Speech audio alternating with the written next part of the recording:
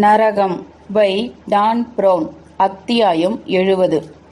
வரலாற்றின் மிகவும் புகழ்பெற்ற பயணிகளுள் ஒருவரான மார்க்கோ போலோ பெயர் சூட்டப்பட்ட அந்த சர்வதேச விமான நிலையம் லகுனா வெனேட்டா நீர்நிலையில் ஜெயின் மார்க் சதுக்கத்திற்கு 4 மைல்கள் வடக்கே அமைந்திருந்தது. தனியார் விமான போக்குவரத்திற்கு வசதியாக இருந்தபடியால் 10 நிமிடங்களுக்கு முன்புதான் எலிசபெத் சின்ஸ்கி விமானத்தில் இருந்து இறங்கியிருந்தாள். அத்துடன் ஏற்கனவே அந்த காயலின் ஊடாக மிதக்க தொடங்கியிருந்தார். எதிர்காலத்தை சேர்ந்ததை போல் இருக்கும் அந்த கருப்பு நிற துபேஸ் SR-52 பிளாக்பேர்ட் படகு அவரை சற்று முன்பு தொலைபேசியில் அழைத்திருந்த அந்நியர் ஒருவரால் அனுப்பி வைக்கப்பட்டிருந்தது. தலைவர். நாள் முழுவதும் வேனின் பின்பக்கத்தில் அடைந்து கிடந்த சின்சிக்கு அந்த திறந்தவெளி படகின் காற்று உயிர் பூட்டுவதாக இருந்தது. முகத்தை அந்த உப்பு காற்றை நோக்கி வைத்து கொண்ட அவள் தன்னுடைய வெள்ளி நிற கேசம் பின்பக்கம் காற்றில் அலையுமாறு விட்டுவிட்டாள்.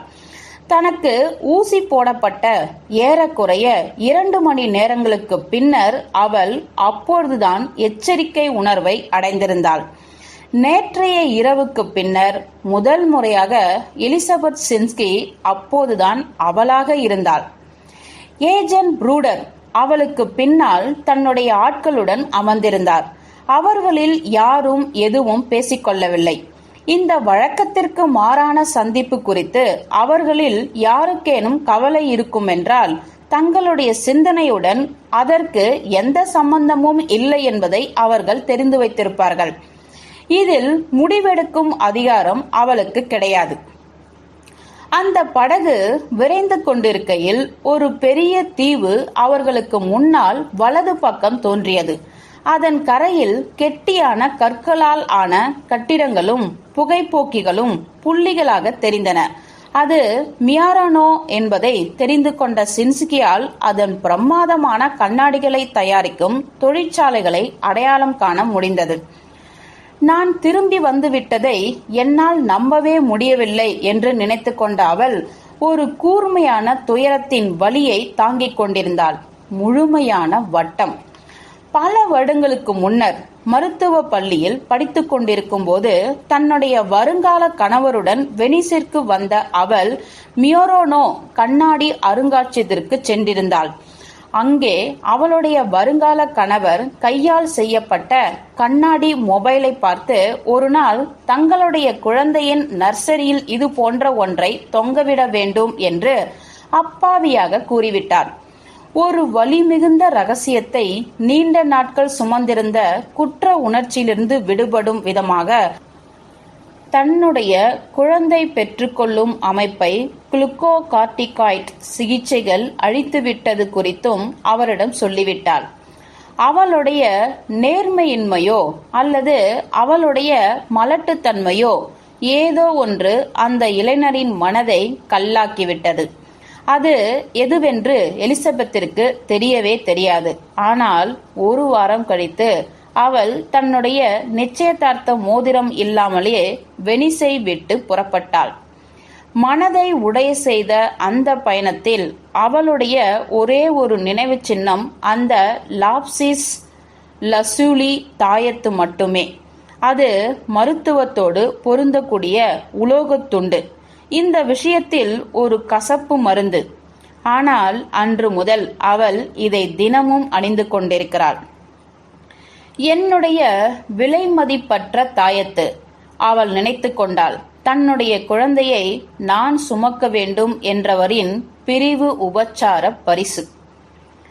இப்போதெல்லாம் இந்த வெனிஸ் கடற்கரைகள் அவளிடத்தில் எந்தவித காதல் உணர்ச்சியையும் தோற்றுவிப்பதில்லை.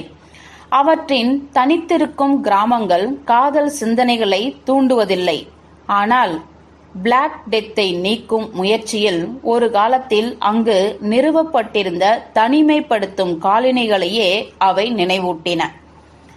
பிளாக்பேர்ட் படகு ஐசாலோ சான் பியாட்ராவை கடந்து செல்கையில் அது ஒரு மிகப்பெரிய சாம்பல் நிற படகிற்கு புகலிடம் அளித்திருப்பதை சின்ஸ்கி உணர்ந்து கொண்டாள். ஆழமான கால்வாயில் நங்கூரமிட்டிருந்த அது அவர்களுடைய வருகைக்காக காத்திருப்பதைப் போல் காணப்பட்டது. வெடிமருந்தின் சாம்பல் நிறத்தில் இருந்த அந்த கப்பல் ஏதோ அமெரிக்க இராணுவத்தின் ரகசிய திட்டத்தை சேர்ந்ததைப் போல் இருந்தது. அதன் பின்பகுதியில் அலங்கரிக்கப்பட்டிருந்த பெயர் அந்த கப்பல் எப்படிப்பட்டதாக இருக்கும் என்பதற்கு எந்த தடயத்தையும் வழங்கவில்லை. மென்டாசியம். அந்த கப்பல் மேலும் மேலும் பெரிதாகிக் கொண்டே இருந்தது. அதன் பின்பக்க அடுக்கில் ஒரு தனித்த உருவம் நிற்பதை சின்ஸ்கி பார்த்தாள். ஒரு குள்ளமான, தனித்து நின்று கொண்டிருந்த ஆழ்ந்த பழுப்பு நிறம் கொண்ட மனிதர் அவர்களை ஒரு பைனாக்குலர் வழியாக பார்த்து கொண்டிருந்தார். அவர்களின் படகு மென்டாசியம் கப்பலின் பின்பக்க துறைப்பகுதிக்கு வந்தபோது அவர்களை வரவேற்க அவர் கீழிறங்கி வந்தார். உங்களை இந்த கப்பலுக்கு வரவேற்கிறேன், டாக்டர் சின்ஸ்கி. சூரிய ஒளியில் நனைந்திருந்த அவர் அவளுக்கு மென்மையாக கை கொடுத்தார். அவருடைய உள்ளங்கை மென்மையாகவும் இதமாகவும் இருந்தது. நீங்கள் வந்திருப்பதை நான் பாராட்டுகிறேன். என்னை தொடர்ந்து வாருங்கள், ப்ளீஸ். அந்த குழுவினர் சில அடுக்குகள் மேலே ஏறி வந்தபோது அந்த பரபரப்பான கண்ணாடி அறைகளில் என்ன நடக்கிறது என்பதை விரைவாக பார்த்தபடியே வந்தாள். இந்த வினோதமான கப்பலில் மனிதர்களும் இருக்கிறார்கள். ஆனால் யாருமே ரிலாக்ஸாக இல்லையே. எல்லோரும் வேலை செய்கிறார்கள். என்ன வேலை செய்கிறார்கள்? அவர்கள் தொடர்ந்து மேலேறி செல்கையில் அந்த கப்பலின் பிரம்மாண்ட என்ஜின்கள் சக்தி பெற்றதை கேட்க முடிந்தது. அந்த கப்பல் மீண்டும் நகரத் தொடங்கும் முன்னர் ஆழமாக இறங்கி ஏறியது. நாம் எங்கே சென்று கொண்டிருக்கிறோம் என்று புரியாத அவள் எச்சரிக்கையானாள். நான் டாக்டர் சின்ஸ்கியுடன் தனியாக பேச விரும்புகிறேன் என்று சோல்ஜர்களிடம் கூறிய அவர் சின்ஸ்கியை நோக்கி தன் பார்வையை நிறுத்தினார். உங்களுக்கு ஒன்றும் பிரச்சனை இல்லையே? சின்ஸ்கி தலையாட்டினாள். சார், என்றார் ப்ரூடர் அழுத்தமாக, உங்களுடைய கப்பலில் இருக்கும் மருத்துவரால் டாக்டர் சின்ஸ்கி பரிசோதிக்கப்பட வேண்டும் என்று கேட்டுக்கொள்கிறேன். அவருக்கு சில மருத்துவ... எனக்கு ஒன்றுமில்லை, சின்ஸ்கி குறுக்கிட்டாள். நிஜமாகத்தான். இருந்தாலும் நன்றி. நெடுநேரம் ப்ரூடரையே பார்த்து கொண்டிருந்த தலைவர் உணவும் பானங்களும் அமைக்கப்பட்டிருந்த மேசையை நோக்கி கை காட்டினார். கொஞ்சம் ஆசுவாசப்படுத்திக் கொள்ளுங்கள். உங்களுக்கு அது தேவைப்படும். நீங்கள் விரைவிலேயே கரைக்கு திரும்ப வேண்டியிருக்கும். மேற்கொண்டு எதுவும் கூறாமலேயே அந்த ஏஜென்ட்டிற்கு முதுகை காட்டி நின்று கொண்ட தலைவர் நேர்த்தியான தன்னுடைய தனி அறைக்கு வழிகாட்டியபடி தனக்கு பின்னால் இருந்த கதவை சாத்தினார். குடிக்கிறீர்களா என்ற அவர் மதுபான கூடத்தை நோக்கி கை காட்டினார். வேண்டாம் என்று தலையசைத்த அவள் அந்த விசித்திரமான சுற்றுப்புறத்தோடு தன்னை பொருத்திக் கொள்ள முயற்சித்துக் கொண்டிருந்தாள். யார் இந்த ஆள்? இங்கே என்ன செய்து கொண்டிருக்கிறார்? அவளுடைய விருந்து உபச்சரிப்பாளர் இப்பொழுது அவளை ஆராய்ந்து கொண்டிருந்தார். தன்னுடைய விரல்களை தன் தாடையில் நுழைத்துக் கொண்டார். தன்னுடைய கிளைண்ட் பெர்ட்ரண்ட் ஜாப்ரிஸ்ட் உங்களை வெள்ளி நிற கேசம் கொண்ட சாத்தான் என்று குறிப்பிட்டிருக்கிறார் என்பது உங்களுக்கு தெரியுமா? அவரை குறிப்பிடவும் எனக்கு சில பெயர்கள் உண்டு. தன்னுடைய மேசையை நோக்கி சென்று ஒரு புத்தகத்தை குறிப்பிட்டு காட்டுகையில் அவர் எந்தவித உணர்ச்சியையும் வெளிக்காட்டிக் கொள்ளவில்லை. நீங்கள் இதை பார்க்க வேண்டும் என்று விரும்புகிறேன். அதை நோக்கி நடந்து சென்ற சின்ஸ்கி அந்த பெரிய புத்தகத்தை பார்த்தாள். தாந்தேயின் இன்ஃபெர்னோ. வெளியுறவுத்துறை கவுன்சில் ஜாப்ரிஸ்ட் சந்தித்த போது அவர் தன்னிடத்தில் காட்டிய பயங்கரமான மரணத்தின் படங்களை அவள் நினைவுபடுத்திக் கொண்டாள். ஜாப்ரிஸ்ட் இதனை எனக்கு 2 வாரங்களுக்கு முன்னர் கொடுத்தார். அதில் ஒரு குறிப்பும் இருக்கிறது. தலைப்பிருந்த பக்கத்தில் கையால் எழுதப்பட்ட அந்த குறிப்பை சின்ஸ்கி ஆராய்ந்தாள். அதில் ஜாப்ரிஸ்டின் கையெழுத்து இடப்பட்டிருந்தது. எனதருமை நண்பரே, என் வழியை கண்டுபிடிக்க உதவியமைக்கு நன்றி. இந்த உலகம் உங்களுக்கும் நன்றி சொல்லும். சின்ஸ்கி சில்லிட்ட உணர்வை அடைந்தாள். நீங்கள் அவருக்கு எந்த வழியை கண்டுபிடிக்க உதவினீர்கள்?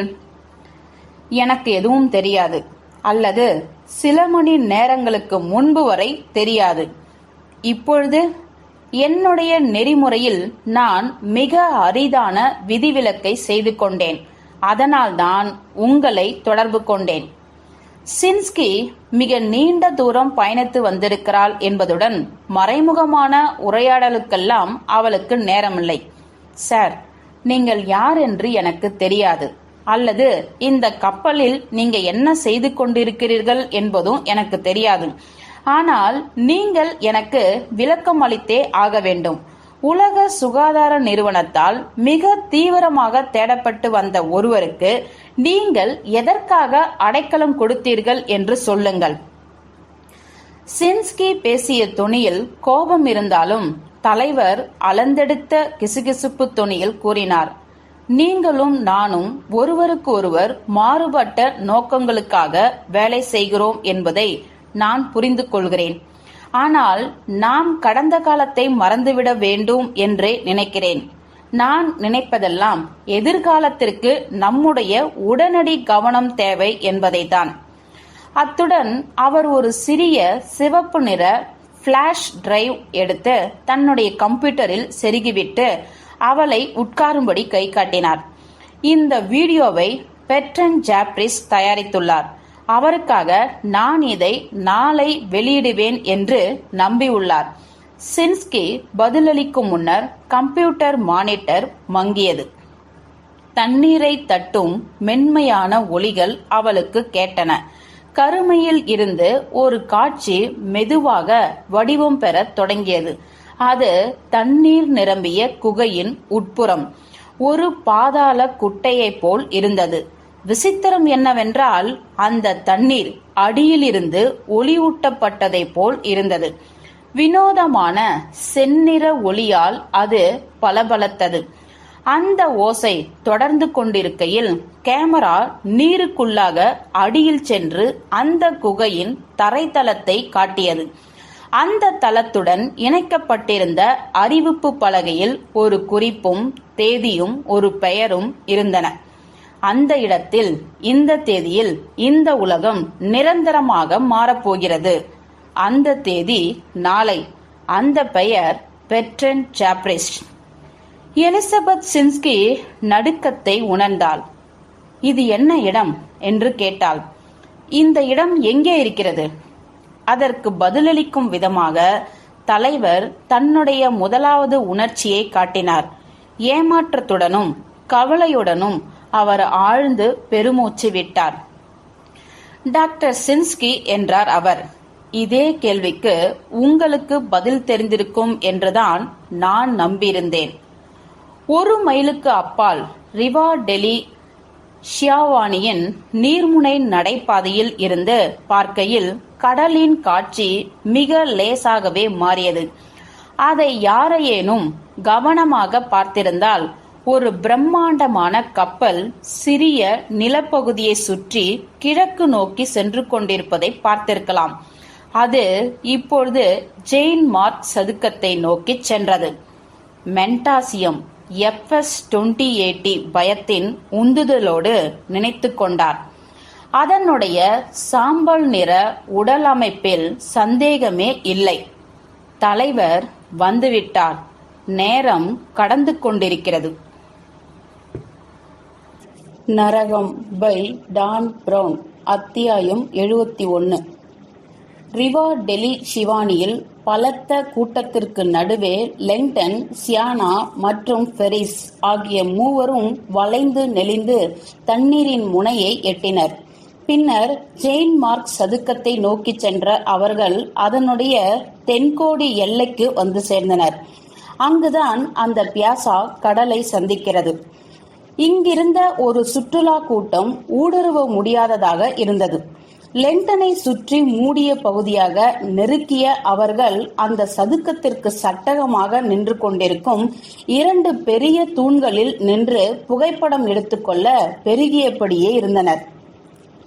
இதுதான் இந்த நகரத்திற்கான அதிகாரப்பூர்வ நுழைவாயில் என்று முரண்பாடாக நினைத்து கொண்ட லெங்டனுக்கு அந்த இடம் 18ஆம் நூற்றாண்டின் பிற்பகுதி வரை பொதுவிடத்தில் மரண தண்டனை நிறைவேறும் இடமாக இருந்து வந்துள்ளதும் தெரியும். அந்த நுழைவாயிலின் தூண்களுள் ஒன்றின் உச்சியில் ஜெயின் தியோடர் புராணிக பெயர் பெற்ற தான் கொலை செய்த டிராகனுடன் பெருமை பொங்க நிற்கும் விசித்திரமான சிலையை லெங்டனால் பார்க்க முடிந்தது. அது எப்பொழுதுமே லெங்டனுக்கு ஒரு முதலையை போன்றே தோற்றமளித்தது. இரண்டாவது தூணின் மேலே வெனிஸில் எங்கும் நிறைந்திருக்கும் குறியீடான சிறகுள்ள சிங்கம் காணப்பட்டது. அந்த நகரம் முழுவதுமே உனக்கு அமைதி உண்டாகட்டும் மார்க், என் எவன்ஜலிஸ்ட் என்று லத்தீன் மொழியில் பொறிக்கப்பட்ட வார்த்தைகளை கொண்டிருக்கும் புத்தகத்தில் தன்னுடைய பாதத்தை வைத்திருக்கும் சிறகுள்ள சிங்கம் காணப்பட்டது. புராணத்தின்படி அவருடைய உடல் ஒரு நாள் அங்குதான் ஓய்வெடுக்கும் என்ற முன்கூறலுடன் வெனிஸிற்கு வந்த ஜெயின் மார்க்கை நோக்கி ஒரு தேவதையால் இந்த வார்த்தைகள் கூறப்பட்டன. சந்தேகத்திற்கிடமான இந்த பிராணிகம்தான் ஜெயின் மார்க்கின் எலும்புகளை அலெக்சாண்டிரியாவில் இருந்து தோண்டி எடுத்து அவற்றை ஜெயின் மார்க் பாசிலிக்காவில் மறுபடியும் புதைப்பதற்கு வெனிசியர்களை நியாயப்படுத்துவதாக இருந்தது. இன்று வரை இந்த சிறகுள்ள சிங்கம்தான் அந்த நகரத்திற்கான குறியீடாக நீடித்து வருகிறது என்பதுடன் அதனை ஏறக்குறைய எல்லா திருப்பங்களிலும் காண முடியும். லெங்டன் தனக்கு வலது பக்கம் தூண்களை தாண்டி ஜெயின் மார்க் சதுக்கத்தை கை காட்டினார். நாம் பிரிந்து போய்விட்டால் அந்த பாக்சிகாவின் முன்பக்க கதவில் சந்திக்கலாம். இதை ஒப்புக்கொண்ட மற்றவர்களும் கூட்டத்தினரை முண்டி அடித்துக் கொண்டு அந்த சதுக்கத்திற்குள் இருந்த 2G மாளிகையின் மேற்கு சுவரை தொடர்ந்து செல்லத் தொடங்கினர். உணவு அளிக்க கூடாது என்று சட்டப்படி சொல்லப்பட்டிருந்தாலும் அங்கிருந்த வெனிஸ் புறாக்கள் ஜீவனுடனும் நல்ல தோற்றத்துடனும் காணப்பட்டன. சில அவற்றின் கால்களில் கொத்திக் கொண்டிருந்தன. மற்றவை வெளிப்புற கஃபேக்களுக்கு பறந்து சென்று பாதுகாக்கப்படாத ரொட்டி கூடைகளை திருடிக் கொண்டும் டக்சிடோ உடையணிந்த பணியாளர்களுக்கு தொந்தரவு கொடுத்து கொண்டும் இருந்தன. கிராண்ட் பியாசா ஐரோப்பாவில் உள்ள பெரும்பாலானவற்றை போல் அல்லாமல் சதுரமாக அன்றி ஆங்கில எல் வடிவில் காணப்பட்டன. குறுகிய கால் பியாசெட்டா எனப்படுவது கடலினை ஜெயின் மார்க் பாசிலிக்காவுடன் இணைத்தது. அதற்கு முன்னால் அந்த சதுக்கம் அதனுடைய பெரிய காலில் 90 டிகிரி இடது பக்கம் திரும்பி பாசிலிக்காவில் இருந்து மியூசியோ கோரர் வரை சென்றது. விசித்திரம் என்னவென்றால் நேர்கோட்டில் இருப்பதற்கு பதிலாக அந்த சதுக்கம் ஒரு ஒழுங்கற்ற வடிவில் ஒரு பக்கம் மட்டும் குறிப்பிடத்தகுந்த அளவு குறுகலாக இருந்தது. இந்த வேடிக்கை வீட்டு வடிவ காட்சி பிழையானது அந்த பியாசா அது உண்மையில் இருக்கும் அளவை காட்டிலும் மிகவும் நீளமானதாக காட்சியளிக்க செய்தது. அதன் விளைவு 15ஆம் நூற்றாண்டின் தெரு வியாபாரிகளால் அசலாக அமைக்கப்பட்ட கடைகளை ஒட்டியே வடிவத்தில் பளிங்கு கற்களுக்கு அழுத்தம் தரும் வகையில் அமைந்துவிட்டிருந்தது. அந்த சதுக்கத்தின் வளைவை நோக்கி லெங்டன் தொடர்கையில் அவரால் தொலைவில் இருந்தே நேரடியாக ஜெயின் மார்க் கடிகார கோபுரத்தின் பளபளக்கும் நீல கண்ணாடிகளை பார்க்க முடிந்தது. இதே வானியல் கடிகாரத்தின் வழியாகத்தான் மூன் ரேக்கர் திரைப்படத்தில் ஜேம்ஸ் பாண்ட் தனது வில்லனை தூக்கி எறிவார். அவர் மூடப்பட்ட சதுக்கத்திற்குள் நுழைந்ததும் அந்த நகரத்தின் தனித்துவமான பரிசை லெங்டனால் முற்றிலும் பாராட்டாமல் இருக்க முடியவில்லை. ஒளி ஏறக்குறைய எந்த காரும் அல்லது மோட்டார் வாகனங்கள் போன்ற எதுவுமே இல்லை. வழக்கமான பொது போக்குவரத்து, சுரங்கப்பாதைகள் மற்றும் சைரன்கள் போன்றவற்றின் இயந்திர கதியிலான ஒலிகள் அல்லாமல் தனித்துவமான மனித குரல்கள், புறாக்களின் சினுங்கல்கள் மற்றும் வயலின் வாசித்தபடி வெளிப்புற கஃபேக்களில் அமர்ந்திருக்கும் பாடகர்களின் ஒலியில் வெனிஸ் மகிழ்ச்சியை அனுபவித்துக் கொண்டிருந்தது. வெனிஸை இந்த உலகத்தில் உள்ள வேறு எந்த மெட்ரோபாலிட்டன் நகரத்துடனும் ஒப்பிடவே முடியாது. மேற்கு பக்கத்திலிருந்து மதிய வேளைக்கு பிந்தைய சூரியன் ஜெயின் மார்க்கத்திற்குள்ளாக நுழைந்தபோது அந்த சதுக்கத்தில் மேல் நோக்கி உயர்ந்து பிரதான வெனிசியே அடிவானத்தை ஆக்கிரமித்திருக்கும் கடிகார கோபுரம் உயர்ந்து நிற்பதை லிங்டன் நோக்கினார். அந்த கோபுரத்தில் கீழ் வராந்தாவில் நூற்றுக்கணக்கானோர் கூடியிருந்தனர். அங்கே மேலேறி செல்வதென்ற ஒரு மேலோட்டமான சிந்தனை கூட அவருக்கு நடுக்கத்தை ஏற்படுத்தியது. அவர் தன்னுடைய தலையை பின்னோக்கி வைத்துக் கொண்டதுடன் மனித கடலின் ஊடாக தொடர்ந்து சென்று கொண்டிருந்தார். சியானா சுலபமாக லிங்டனுடன் ஒட்டி கொண்டு விட்டாள். ஆனால் ஃபெரிஸ் தான் பின்தங்கிவிட்டாள். இருவரையும் தன் பார்வையில் வைத்துக் கொள்ளும்படியான வித்தியாசத்தில் பிரிய சியானா முடிவெடுத்தாள். ஆனாலும் இப்பொழுது அவர்களுக்கு இடையே இருந்த தூரம் அதிகரித்துக் கொண்டே சென்றது. அவள் பொறுமை இழந்து பின்னால் திரும்பி பார்த்தாள். ஃபெரிஸ் தன்னுடைய மார்பை சுட்டி காட்டினார். மூச்சு விட சிரமப்படுவதை சுட்டி காட்டிய அவர் சியானாவை முன்னால் செல்லும்படி செய்கை காட்டினார். அதற்கு உடன்பட்ட சியானா லிங்டனுக்கு பின்னால் விரைந்து சென்று ஃபெரிஸை கண் பார்வையில் இருந்து தொலைத்தாள். இன்னும் அவள் கூட்டத்தினரிடையே சிக்கியபடியே இருக்கையில் ஒரு கவலைக்குரிய உணர்வு அவளை பிடித்துக் கொண்டது.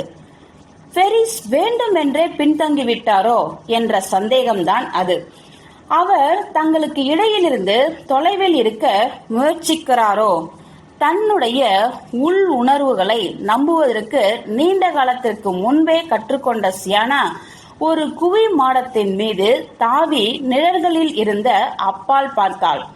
தனக்கு பின்னால் இருந்த கூட்டத்தினரிடையே ஃபெரிஸை தேடினார். அவர் எங்கே போய்விட்டார்? அது அவர்களை அவர் பின்தொடரக்கூட முயற்சிக்கவில்லையோ என்பது போல் இருந்தது. சியானா அந்த கூட்டத்தினிடையே முகங்களை ஆராய்ந்தாள். இறுதியாக அவரை பார்த்தாள். அவளை ஆச்சரியப்படுத்தும் வகையில் அப்படியே நின்றிருந்த ஃபெரிஸ் கீழே குனிந்து தன்னுடைய போனில் டைப் செய்து கொண்டிருந்தார். அதே போனில் தான் பேட்டரி தீர்ந்து போய்விட்டது என்று அவர் என்னிடம் சொன்னார். என்னவென்று தெரியாத ஒரு பயம் அவளை பீடித்தது. மீண்டும் அதையே தான் நம்ப வேண்டும் என்று அவள் தெரிந்து கொண்டாள். ரயிலில் அவர் என்னிடம் பொய் சொல்லியிருக்கிறார். சியானா அவரை கவனித்துக் கொண்டிருக்கையில் அவர் என்ன செய்கிறார் என்பதை கற்பனை செய்து பார்க்க அவள் முயற்சித்தாள். யாருக்காவது ரகசிய செய்தி அனுப்புகிறாரா? அவளுக்கு பின்னால் ஆராய்ச்சி செய்கிறாரா? லிங்டனும் சியானாவும் கண்டுபிடித்து விடும் முன்னர் ஜாப்ரிஸ்ட் கவிதையின் புதிரை தீர்க்க முயற்சிக்கிறாரா? அவருடைய காரணங்கள் எதுவாக இருந்தாலும் அவர் அவளிடம் பெரிதாக பொய் சொல்லியிருக்கிறார். என்னால் அவரை நம்ப முடியாது. அப்படியே வேகமாக சென்று அவரை எதிர்கொள்ளலாம் என்று சியானா நினைத்தாள். ஆனால் அவர் தன்னை பார்த்து விடும் முன்பாக கூட்டத்தில் நழுவி விடுவதென்று தீர்மானித்தாள். அவள் லிங்டனை தேடி மீண்டும் பாசிலிக்காவிற்கே திரும்பினாள். எதையும் ஃபெரிஸிடம் சொல்லாதீர்கள் என்று நான் அவரை எச்சரித்தாக வேண்டும். அவள் பாசிலிக்காவிற்கு செல்ல 50 அடிகள் தான் இருக்கும் என்ற நிலையில் பின்னால் இருந்து ஒரு கை தன்னுடைய ஸ்வெட்டரை இழுப்பதை உணர்ந்தாள். சுழன்று திரும்பிய அவள் ஃபெரிஸை நேருக்கு நேர் பார்த்தாள். தடிப்புகளுடன் இருந்த அவர் அவளை பிடிப்பதற்காக அந்த கூட்டத்தில் முண்டி அடித்துக் கொண்டு வந்திருக்கிறார் என்று தெரிந்தது. சாரி என்ற அவரால் சரியாக மூச்சுவிட முடியவில்லை. நான் கூட்டத்தில் தொலைந்து விட்டேன். அக்கணத்தில் சியானா அவர் கண்களை பார்த்தாள்.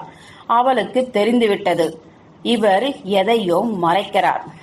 ஜெயின் மார்க் பாசிலிக்காவிற்கு முன்பாக லிங்டன் வந்து சேர்ந்தபோது தன்னுடன் வந்த 2 பேரும் தனக்கு பின்னால் வரவில்லை என்பதை கண்டு ஆச்சரியமடைந்தார். அந்த தேவாலயத்திற்குள் நுழைய சுற்றுலாவாசிகள் வரிசையாக நில்லாமல் இருப்பதை கண்டபோது லிங்டனுக்கு அதைவிட ஆச்சரியமாக இருந்தது. இருந்தாலும் வெனிஸில் இப்போது மதியம் கடந்துவிட்டது என்பதை அவர் உணர்ந்து கொண்டார். இந்த நேரத்தில்தான் பெரும்பாலான சுற்றுலாவாசிகள் தாங்கள் சாப்பிட்ட பாஸ்தா உணவுகள் மற்றும் ஒயின் ஆகியவற்றில் இருந்து கிடைத்த ஆற்றல் வறண்டு போயிருப்பதை உணர்ந்து பியாசாக்களில் ஒதுங்க நினைப்பார்கள் அல்லது வரலாற்றை இதற்கு மேலும் தெரிந்து கொள்ள முயற்சிக்காமல் காஃபியை உறிஞ்சுவார்கள். சியானாவும் பெரிஸும் எந்த நேரத்தில் வேண்டுமானாலும் வந்துவிடலாம் என்பதை யூகித்த லெங்டன் தனக்கு முன்னால் இருந்த பாசிலிகாவின் நுழைவாயிலை நோக்கி தன் பார்வையை திருப்பினார். சில நேரங்களில் அதிகம் தின்று பருத்து போனது என பெயர் பெற்ற அந்த கட்டிடத்தின் தாழ்வான முகப்பு 5 இடைநிறுத்த நுழைவாயில்களை படையணி போல பெற்றிருந்தது. அவற்றின் கொத்தான தூண்கள், வளைவான முகப்பு மற்றும் அகலமான வெண்கல கதவு என எல்லாம் சேர்ந்து அந்த கட்டிடத்திற்கு நம்மை உரிய முறையில் வரவேற்கின்றன.